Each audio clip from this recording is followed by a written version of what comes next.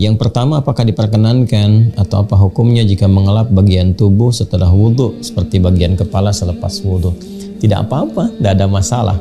Ya, hal yang dikerjakan sebelum dan setelah itu tidak ada kaitan langsung ya dengan ibadah yang telah ditunaikan, kecuali bila pekerjaan yang dimaksudkan membatalkan ibadah yang telah dilakukan. Ya, seperti setelah wudhu misalnya ada sesuatu yang bunyi yang keluar dari bagian tubuh yang memang diketahui itu membatalkan wudhu, maka itu langsung berpengaruh. Maka tugas kita untuk mengetahui perbuatan-perbuatan apa saja yang sekiranya bisa membatalkan ya, atau dipandang makruh ya, atau bahkan mubah, tidak ada pengaruh sama sekali. Ya, setelah wudhu misalnya akan sholat, makan makanan tertentu yang mengandung bau-bau yang tidak disukai. Ya, seperti makan jengkol misalnya ya, atau makan pete misalnya. Nah, hal demikian itu sifatnya nanti makruh bila dibawa dalam sholat, bahkan nanti bisa masuk kepada hukum yang kalau terketat tertentu bisa dipandang membatalkan dan berwudhu kembali bila memang dalam konteks menunaikan sholat itu baunya terlampau ekstrim sehingga memengaruhi kepada kehusyuan.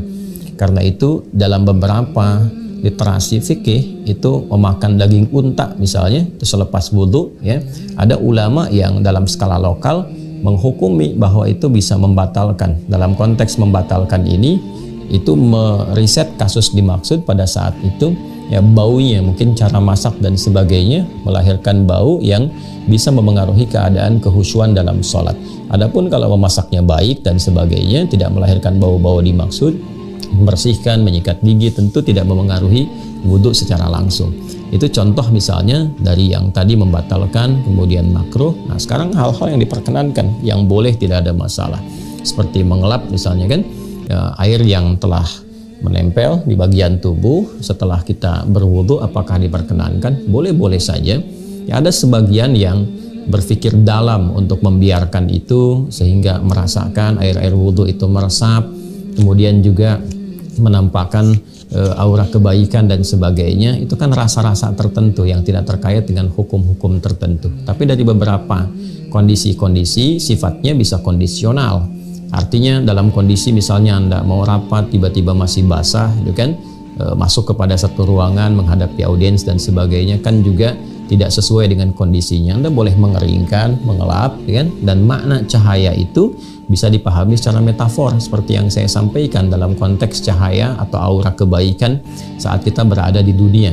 Maksudnya wudhu yang kita kerjakan itu memberikan pengaruh kepada keadaan atau suasana batin kita, diri kita, menyucikannya sehingga menggerakkan bagian anggota tubuh untuk bersikap baik. Nah, kebaikan yang dihasilkan dari wudhu itu yang secara bahasa disebut al-husnu wal-dhiyah, an-nadhafah dengan at-taharah, al-husnu wal-dhiyah, bersih luarnya kemudian memberikan dampak kebaikan, husnun al-dhiyah melahirkan cahaya atau aura-aura kemuliaan. Nah, ini yang nanti mendatangkan cahaya di hari kiamat ya, yang seperti telah disampaikan dalam pembahasan tentang wudhu, kitabul wudhu itu Al-Imam Al-Bukhari menempatkannya pada bagian yang keempat gitu ya, di kitab Sahih Al-Bukhari setelah Badul Wahyi, kemudian Kitabul Iman, Kitabul Ilmi, dan Kitabul Wudhu. Nah, di situ disampaikan dan seperti yang telah saya terangkan dalam hadis Nabi sallallahu alaihi wasallam, inna ummati yud'auna yaumal qiyamati ya kan ghurral muhajjalun, ya sungguh umatku itu akan dipanggil di hari kiamat itu dengan cahaya yang memancar, min atharil wudhu, dari bekas wudhunya.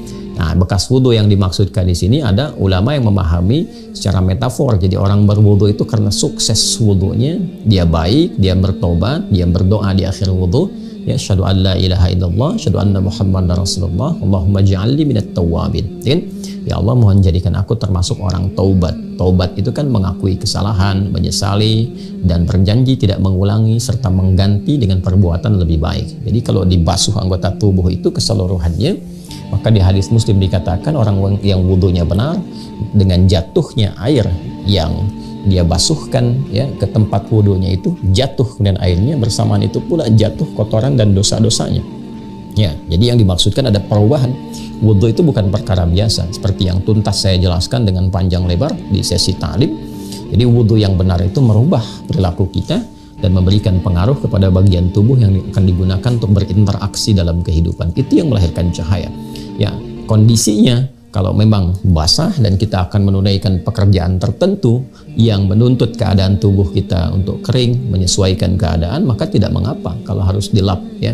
Apalagi kalau dalam kondisi misalnya hal-hal spesifik yang memang menuntut cepat untuk dikeringkan ya, ada sakit tertentu misalnya yang tidak tahan terlalu lama dengan air ya kan, bisa dilap bagian kepala ya, diusap tapi harus cepat dikeringkan, ya boleh, tidak ada masalah di situ. Yang penting meresap dengan sempurna dulu ya, selesai terbasuh, setelah itu bagian-bagian lebih dikeringkan, tidak ada persoalan di situ.